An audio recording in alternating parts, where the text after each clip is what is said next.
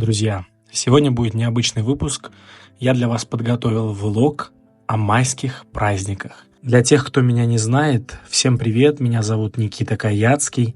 Я являюсь солистом оркестров ВМФ и РЖД. Я учусь в Московской государственной консерватории на вокальном факультете. И за время учебы я понял, что оперная карьера в классическом ее понимании, театральная в штате, это не для меня.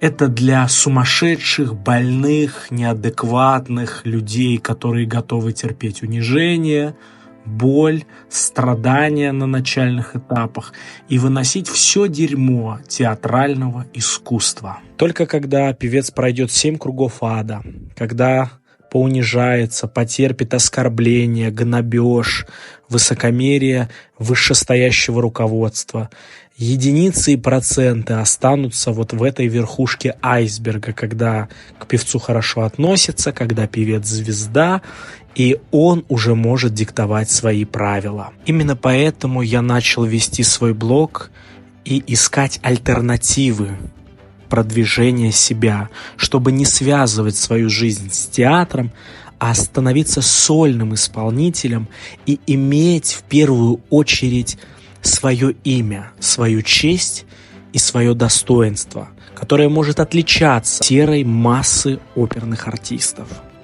которые живут за счет того, что их прикармливают вышестоящее руководство.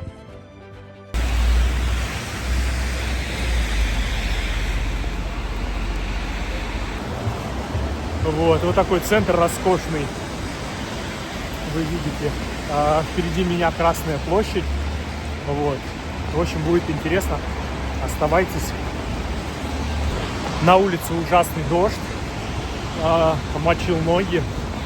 Но петь надо. Буду петь сегодня. Хотя не сегодня, а завтра буду петь на Солнечной Полянке. 9 мая, праздники. Буду петь на Солнечной Поляночке. Ехал я из Берлина. На Смуглянку, то есть военные песни, патриотические, потому что 9 мая.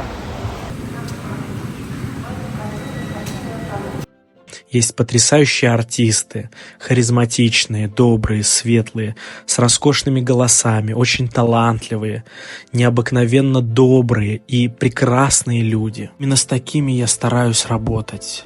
Кто позволяет себе смотреть в телефон, оскорблять, высокомерно себя вести, спать в тот момент, когда я пою или прослушиваюсь у них. Я с такими людьми не работаю и к таким людям не хожу. Мне это не интересно. Неважно, это Большой театр, это театр Станиславского, это шишка большая из Министерства культуры или из любого театра России или мира. Мне такие люди в моем окружении не нужны, и они не интересны.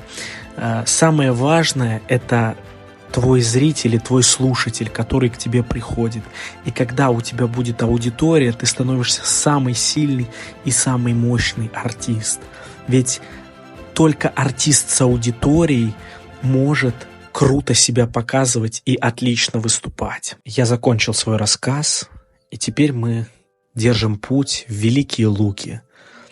Этот город прекрасен своей природой, своими людьми, какой-то необыкновенной изюминкой, озерами, полями, лесами. Это что-то необыкновенное. Я понял за эту поездку, что нет ничего прекраснее, чем петь для людей. Для людей, которые не могут позволить себе Большой театр или театр Станиславского. Для людей, которые получают 30-40 тысяч рублей и радуются, живут и наслаждаются жизнью. Это самый лучший зритель, самый потрясающий, потому что он живой. Он наполнен интересом к искусству, в отличие от свиты, приходящие в московские залы.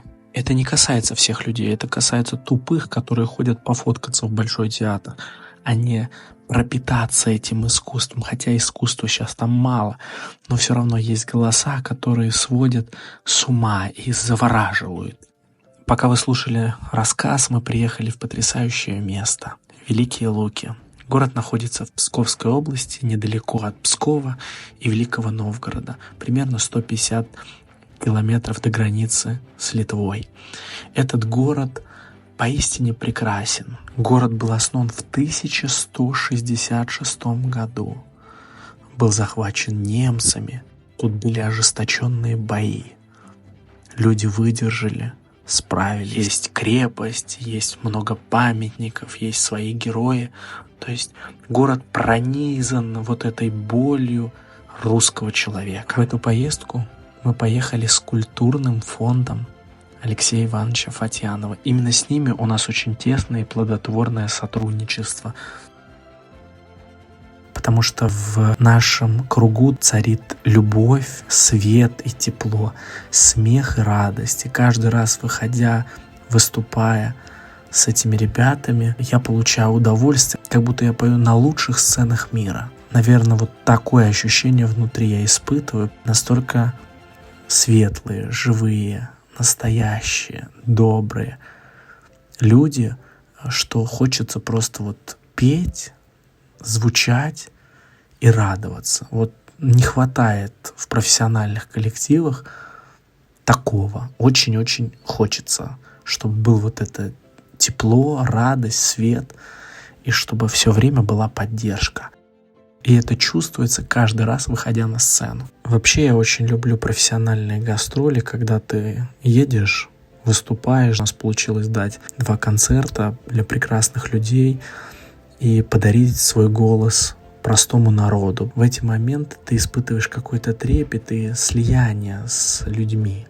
Потому что когда ты выходишь все-таки на сцены такие, как там Дом музыки, Большой зал консерватории, там зал Чайковского, много-много сцен, ты испытываешь все равно какое-то химическое чувство, так как нету этой близости с простым человеком. Я рос в Чувашии, и мне вот этот деревенский досуг, деревенские люди, деревенская аура, она очень близка, она очень важна, потому что мы превращаемся в людей. Нас как-то искусство объединяет и связывает вот этой теплотой. Поэтому вот все-таки народное творчество и творчество советских композиторов наших, оно ближе нам, оно роднее. Никакая опера не может описать русского человека так, как песни про русского человека. Поэтому это очень круто, это огромная честь, огромное счастье петь. И, конечно же, самое классное — это петь для простых людей. А бизнес пусть это спонсирует. Вот это для меня самое классное, наверное. Сейчас перед вашими глазами нам экскурсовод проводит экскурсию по Великим Лугам. Очень много узнали, очень много интересного. Очень умный дедушка, прошаренный, магистр своего дела. Дай бог, чтобы у него зарплата была 1300, и он ни в чем не нуждался. Потому что он имеет потрясающую голову на своих плечах и потрясающе рассказывает. Очень много интересного. Жалко, что было мало времени, и нужно было уже отправляться на концерт. Нас очень радушно встретили, показали достопримечательности, набережную, провели по главной площади, организовали целую экскурсию, накормили, что очень-очень важно для певцов, не буду скрывать. Люблю покушать. Меня поразила набережная, это просто что-то необыкновенное. В целом 2 концерта прошли на ура, людям было очень интересно, и мы получали огромное удовольствие, выступая. При этом мы понимали, что это не Ла Скала, не Метрополитен, да нам оно и не надо в целом. Когда ты поешь для наших людей, когда поешь для простых, настоящих, живых, в эти моменты ты становишься светлее, добрее. И человеком становишься, а не чудовищем, которое сейчас ходит по Москве. Я очень рад этой поездке. Огромное спасибо организаторам. Надеюсь, что в следующий раз мы подключим бизнес. Многие спросят, а для чего это? Для чего нужен бизнес? Это же все портит. Ничего подобного, сейчас расскажу. Если позволить бизнесу размещать свои рекламные логотипы, свои рекламные кампании на концертах, например, классической музыки, это позволит увеличить бюджет. Это позволит сделать достойный гонорар артистам. Возможность вкладывать большие деньги в рекламу. Это позволит бесплатно приходить к артисту на концерты, когда бизнес начнет спонсировать полноценно классическое искусство. От этого станет легче всем. И от этого все будут в плюсе. Я в этом убежден. Когда в ту или иную сферу приходят деньги, эта область начинает стремительно расти. Главное, чтобы ценности оставались, и мы ничего не испортили.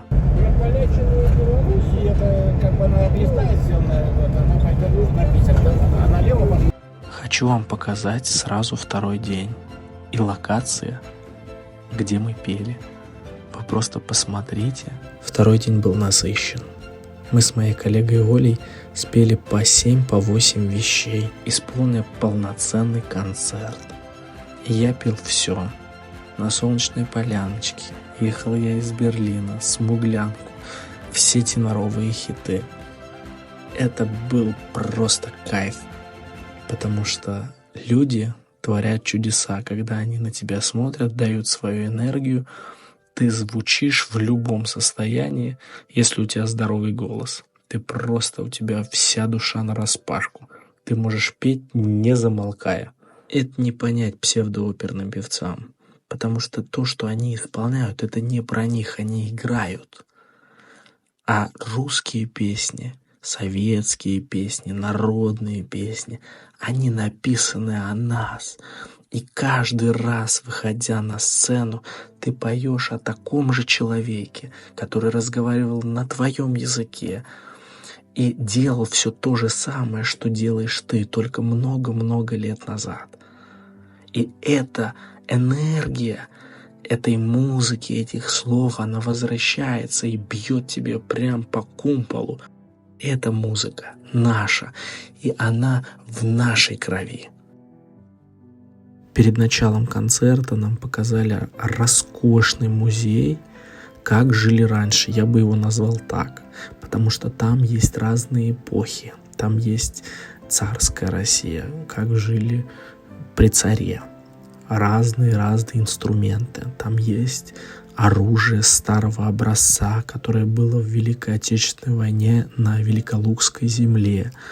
Это лучше 150 раз увидеть, чем я буду это рассказывать. Это просто затрагивает дух, если еще думать о том, что кого-то из этого оружия убивали, кого-то расстреливали. Просто в моей голове это не укладывается. После замечательных гастролей, после знакомства с необыкновенно талантливыми поэтами, писателями и людьми, мы поехали домой. 2 дня концертов, 2 дня счастья, необыкновенные встречи со зрителями, любовь и огромная радость петь для обычных и простых людей, для учителей, для чьих-то мам, пап, бабушек, дедушек, для простого народа, для людей, которые хотят постигать искусство, настоящее искусство, наше, родное и такое близкое. Спасибо вам большое за просмотр. Вы были на канале Каяцкий. Огромное спасибо за поддержку моим коллегам Константину, Оле. Вы самая потрясающая команда, и огромная радость была с вами посотрудничать и попеть. А также огромное спасибо фонду Макроусова за то, что у нас было роскошное художественное слово. И огромное спасибо культурному центру Фатьянова за приглашение, за сотрудничество и, конечно, за возможность петь для русских, настоящих и таких живых людей. Дай Бог, чтобы в каждом регионе нашей страны таких людей становилось все больше, больше и больше. Вы были на канале Каяцкий. Подписывайтесь.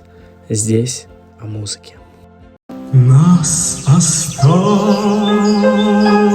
так немного, нас еще томит печаль.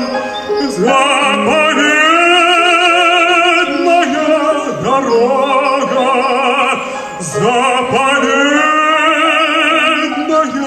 дорога, зачарованная даль, зачарованная